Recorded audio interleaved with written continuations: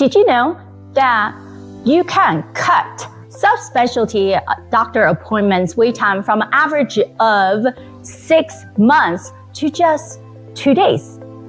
Isn't just possible, but it's happening right now.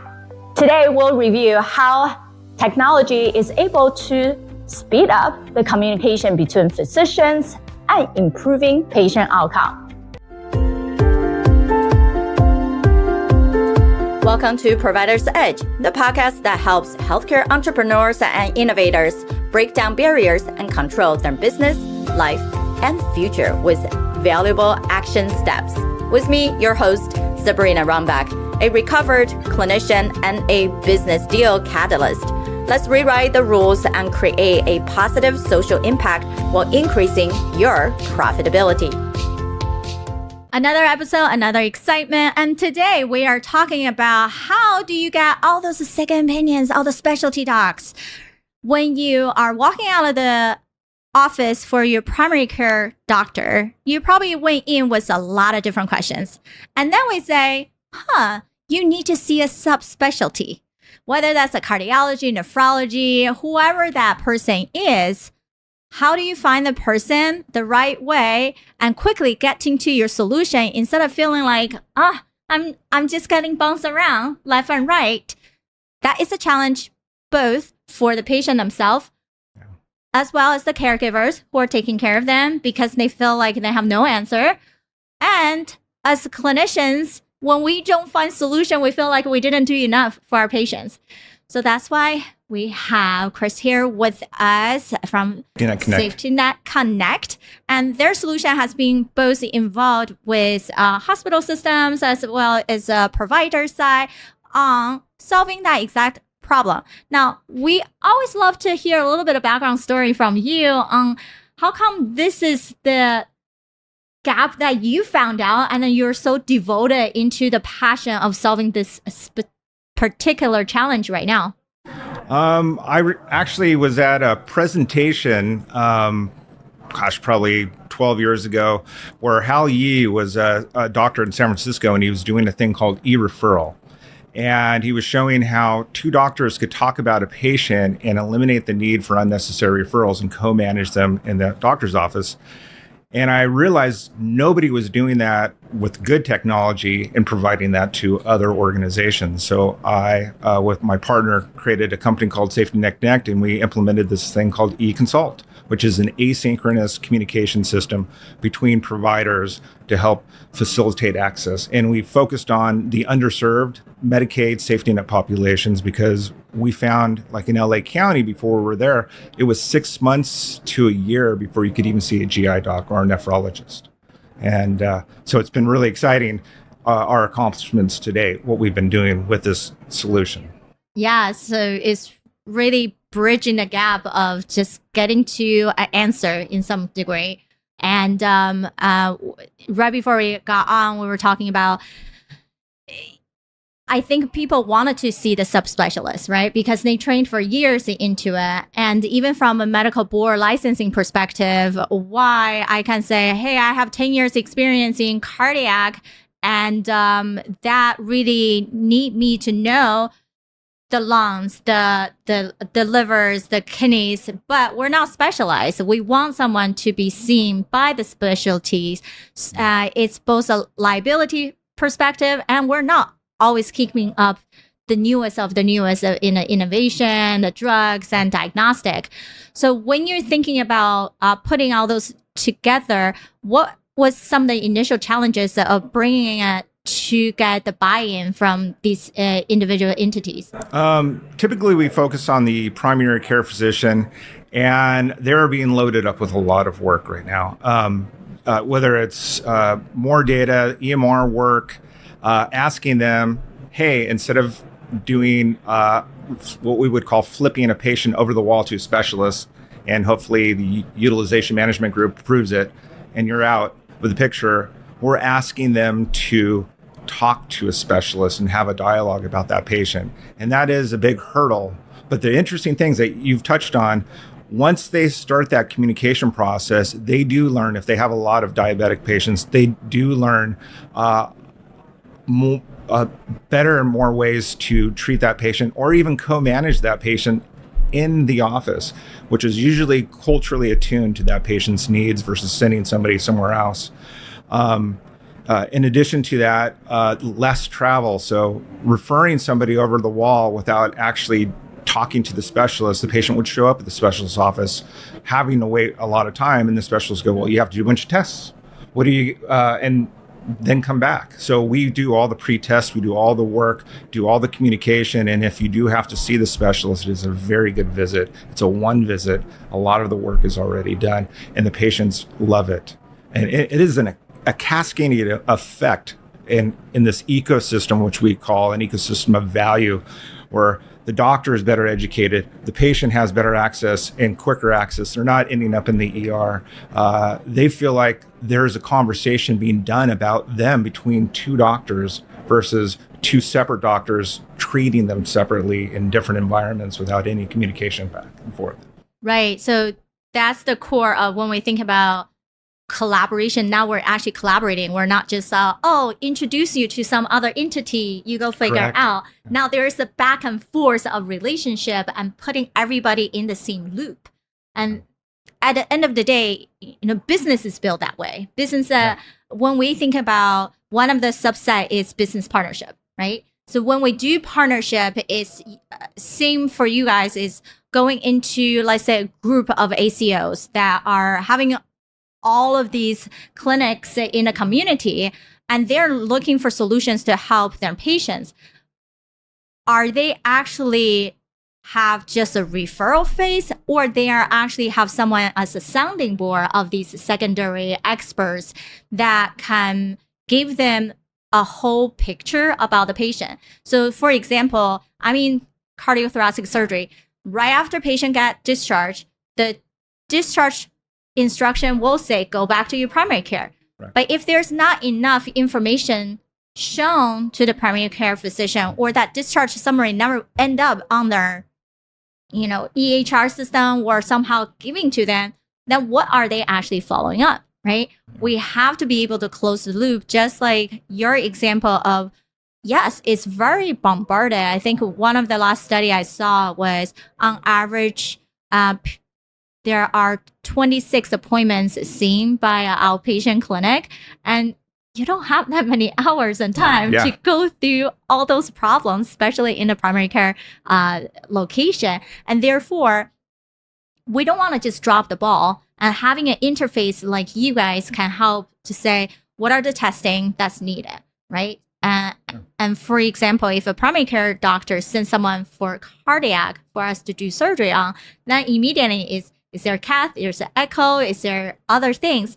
Or you just send it over thinking there is a problem. Or we did involve cardiologists in the conversation, but now we still have to do all the testing before we even decide. Correct.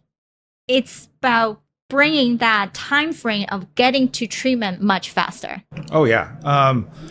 We reduced as a case study in LA County, where it was, let's say, 6 months for a GI doc, down to best practice or expected practice, which was usually 2 days for co-management and access to the specialist, and then a scheduled couple weeks if that's the time frame necessary to treat that patient.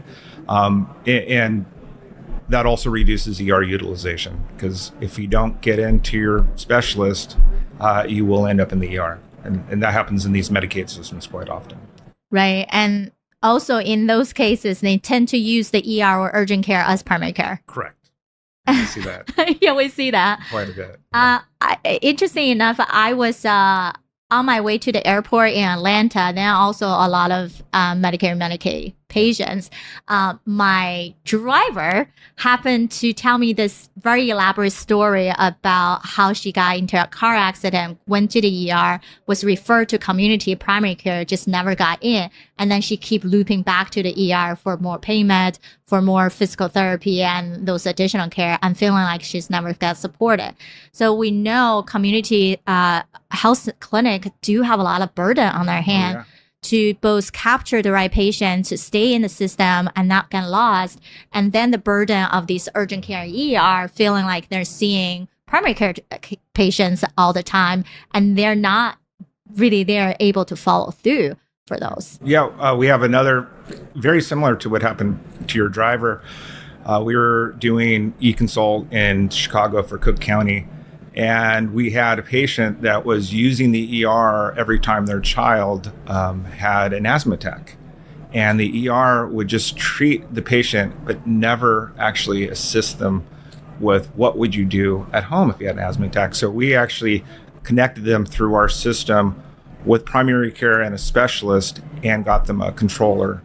And they actually called us crying and said, I don't have to go to the ER anymore. My son can be at home. We know what to do when these attacks happen. So it's technology facilitating the communication and helping this patient understand their options, that they have these benefits. And the ER is the worst option for a benefit when you can see patients, and technology is facilitating that. So. Exactly. And then we definitely see more technologies enabling us to get to solution faster, not necessarily the false fear of what if it's replacing human, because no matter what, these technology only can do about 80-90% of what human can do. We need to fine tune it, and then knowing at any point it's a human connection, right? Yes, we can use the technology for getting us the suggestion for clinicians on the right orders, and great, yeah, I should have done that, right? And then it's also a good checklist for all of us to have best practices. And at the same time, it's because we have a medical license, that's our job to actually click and say yes and no to these decision-making trees. At the end of the day, we also have to talk to the patients, knowing how to describe some of the most struggle they have. Listen to them, actually getting to a place. And that really is a combination of what this amazing things is brought us together. Now, you mentioned you guys are in Chicago, you're in LA. Where else have you guys been expanding? So yeah, we do a lot of Medicaid systems. So LA County's DHS Medicaid, our county system, Inland Empire Health Plan, which is Riverside, San Bernardino, the whole state of Colorado. We do the Medicaid system there, to name a few. And then we enable a bunch of other groups to use our technology to provide this e-consult solution for other communities and other commercial plans and ACOs too. Yeah, that's exciting to be in the field, in the trenches of the people who need it the most, and in these locations that probably pretty heavy with the amount of Medicare, Medicaid patients. Yeah, and it's interesting. There's a desert of doctors in a very urban situation, but then you have these what we would call really rural, and even in places like Colorado, frontier. And so if you go to your primary care clinic that maybe is 30 minutes away, and they're like, hey, you need to see a specialist, and that is 2 to 3 hours away driving, that's not an option. And you really do need to use a co-management system like E-consult. And video is not always an option either, because you have to get them synced at the same time. And when you do an asynchronous or store and forward, you're tapping into the excess capacity when there's downtime for these specialists, so they can do more. They could see or answer 15 consults within an hour versus seeing 15 patients in a day. And that's an efficient day. So yes, talking about specialists, sometimes I feel like it does take me a long time just to review the charts, getting to the stories and looking at the films and seeing, okay, what do I need to do this before we talk to a patient? And that's why specialty clinicians, we do a lot of prep work, right? Yes. And when the prep work is not there, there's not much we can say. We can say, hey, there's our 3 options for you, but I can't give you the right answer right now because we don't have all the workups. So for you guys, you're solving that particular struggle the specialty doctors have to make the best recommendation. Yeah, we're doing actually a few things. One is some of the expected practices, or what we call clarifying questions. For example, cardiologists would have you done a stress test or an echo. We need that before I'll even know what to do with the patient. But some of the other interesting things, some of these patients are so sick and they have 3 or 4 different issues, hundreds of documents associated with that patient. We've been using AI to review the documents and create summaries that they can doctors can review, they don't have to use, and then we bounce that against expected practices for them so we can tee up a little more efficiency. Because sitting down and reading a 100-page document on a patient takes more than a couple minutes when maybe you don't need to read everything. You just need to understand the basic grasp of what the current issue is. Correct. And so seems like you guys are working on the value-based care model. Correct. Yes. Okay. Awesome. And does it seem like you mentioned primary care is your primary target to go after, and then you connect with the local subspecialty and then the virtual to have that dialogue when it's needed? Yes. So really, we go after, let's say, a Medicaid plan, and we work specifically with the primary care doctors, and some of them feel abandoned. They can't get access. They can maybe get a dermatologist, but they can't get access to a lot of the different specialties and subspecialties.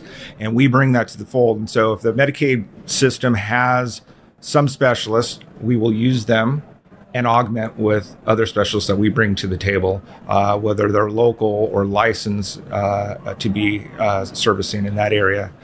And then the focus is creating the dialogue and communication between the primary care and the specialists. So we educate the primary care physician on how to better treat these patients. And it's interesting too, because some things go away. Like for neurologists, they would get a lot of benign vertigo requests, like, oh, I need to send this patient. And they say, well, try the Eppley maneuver first. That consult's gone. Nobody even does it. Everybody's been educated. It's quite amazing what happens when you have doctors actually talking to each other about a patient. Yes, it's the power of communication. Yeah. And instead of, oh, I'm too busy, let me just send the patients out and then wait for, once you're few weeks into it, did you see that doctor? What's the barrier, right? Then we delay the treatment. Now, building businesses, it's exciting. Yeah, a lot of ups and downs. So if we give you a magic wand, and then the magic wand can grant you 3 wishes to really help you to take this even further, what would you use it for? What's really funny is more seamless integration would be connected to every EMR, and there would be no barriers to access in the workflow for the primary care physician. The second one would be leveraging real strategic partners, behemoths that are not successfully servicing these underserved populations.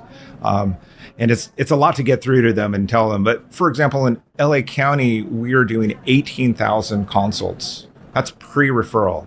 You don't even get a referral. You have to talk to a specialist before you even try that. If the specialist says you get a referral, it's automatically approved. So it's created a lot of efficiency across that system. And I think that's a standard of care that should be adopted by other systems. We, instead of a process and looking at everyone and deciding if that person, we need to communicate on that patient immediately and let the specialist and doctor talk, get out of the way. So those would be my probably wish list if I could do that. Right? Yeah, I think all of these solutions, we have 400 plus different EHR system, and I believe one of the barrier, as you're saying, is how do we integrate with them? Because when we have a separate solution built up for you guys, it can be a completely new EHR in itself, and then it's integrating with what they are working on. So the barrier I can see and have heard before from really any type of digital platform is, how do we getting the report? How do we hear about it, right? Yeah. Are you guys just faxing us something? Now we have to scan it in, like blah, blah, blah, yeah. Right? Or we have to log into your portal. Now I have separate logins that I don't even remember my first one that has to be changed every 3 months, right? So that's the barrier, is that instant integration for you to adapt into whatever system they're using. And then it's no longer, getting through just technology and slowing down. It's immediate. So totally get that. And then the second point about having the workflow in itself of, it should be a physician to physician, almost like our hospital transfer, right? Yeah. When you have someone from the ER that need to go to a higher level of care, it's a doctor to doctor, clinician to clinician, PAs, NPs, all the right people that's needed to help. But if we're just having a patient who wants something, and sometimes it can be difficult because they don't have all the right resources to even know who to see. And if that person have the right insurance or capacity to even make things happen, and we also seen patients trying to look for solutions themselves, but the people that they are trying to match with are unable to put them in for that appointment for months to the end, right? And then they feel really burdened on what's next, right? And they're just suffering. Yeah. It's an interesting dilemma between a patient that has the wherewithal to really be proactive in their healthcare and trying to get access. And I still feel like they have a greater opportunity. If you look at some of these underserved communities that are extremely busy, they're probably working all day or working and taking care of their kids. They have transportation issues. To focus on trying to go even on Google and search up something that they don't feel well, that's not happening. They cannot be proactive in their care. And when you have these centers, FQHCs or clinics that are culturally attuned, and they do reactively end up there, when they are supported by a group of specialists to help that patient, because that patient will have trouble being referred out and co-manage in that situation, that really, in some ways, might be better than some of these commercial plans right now, where you're getting kind of bounced around and redoing tests. And we've seen that. And we have story after story of patients just can't believe the care they got. People are talking about me. People are worried about. People are checking up on me. And it's also not just primary care to one specialist. Sometimes there's, 2 or 3 different situations where they can all communicate and understand, almost like an echo. Yeah. The echo telehealth thing. Now we know there are competitors no matter what, right? Or people are trying to solve the similar problem, but not exactly the same way. How do you guys able to stand out and become the leader in this specific niche? So we like to say we put people in the business of doing asynchronous store and forward e-consults. Whether it's a health system or somebody who has a group of specialists or another company that wants to do it, we actually will help them do it with our technology. So we actually provide the technology and specialists ourselves. We will enable other specialist doctors or other health systems or even centers of excellence like Maven, which is a group of specialists. Yep. They want to go out and do this business themselves. So our other competitors, they only want to be the one service and have their specialists. So I really feel like we have an advantage because we are working across the board with anybody who wants to do this service, because we feel this service is more important than just being a singular vertical. This is trying to help all these communities access specialists in as quick as possible. We're the only ones to do that, as well as these massive integrations across, whether it's LA County or the state of Colorado Medicaid or Inland Empire. Those are, Inland Empire and LA County are probably the second, third largest health systems in the country as far as population and services being done.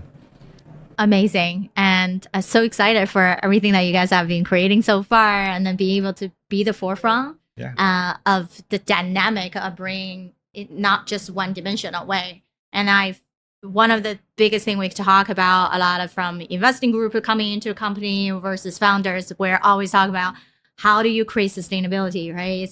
It's more than just the solution, the unique ability you have. It is about that bigger picture of collaborative energy, the right partners that you mentioned, and also the people behind it, right? We never do things by ourselves. It's always a whole slew of team, the right support, and that is what gonna drive the next level of push, because we can always plan and make the right, we're using this too, this is thing, but how do we want to make sure we're not meeting after meeting, don't get to result? We have the right people to actually do and strategize and become a champion, right? Yeah. And be innovative and don't stretch ourselves thin but truly be the unified energy to move forward and have amazing group of people behind us that continue to move, right?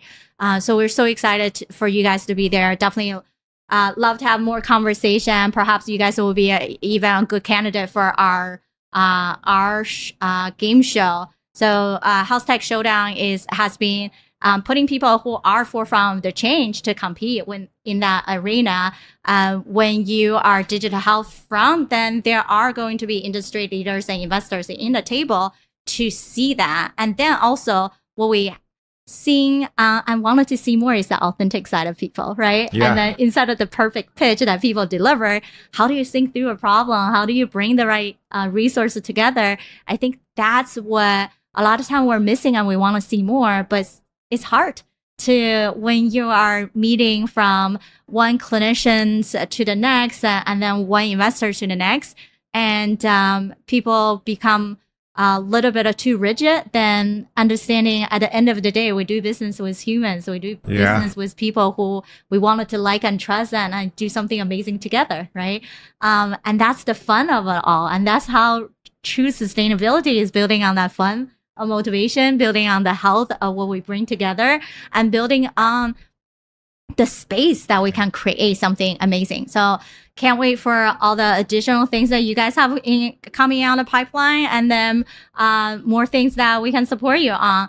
And as we wrap up, we know our audience are very supportive in it. So think about the magic wand things that Chris mentioned. If you have solutions into helping them to get more integrated with EMR system, get the better dialogues and between clinicians, get the approval for patients, connect with him, and how else would people who wanted to have a conversation about your solutions, your company, or just you to find you? Yeah. Please, Chris Credden, Safety Net Connect. We love to help, and we love to listen, and we love champions. Amazing. And we can all become champions together and build that empower ecosystem. Thank you guys for the episode. Thank you for tuning in to Provider's Edge podcast. We hope you enjoy our latest episode and found the insights and tips helpful. We'd love to hear your feedback on the show and learn what topics you'd like us to cover in the future.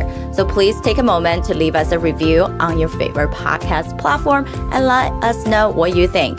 Your feedback is essential to help us improve the show and provide you with the content you need to take your healthcare business to the next level. Thank you for your support, and we look forward to hearing from you soon.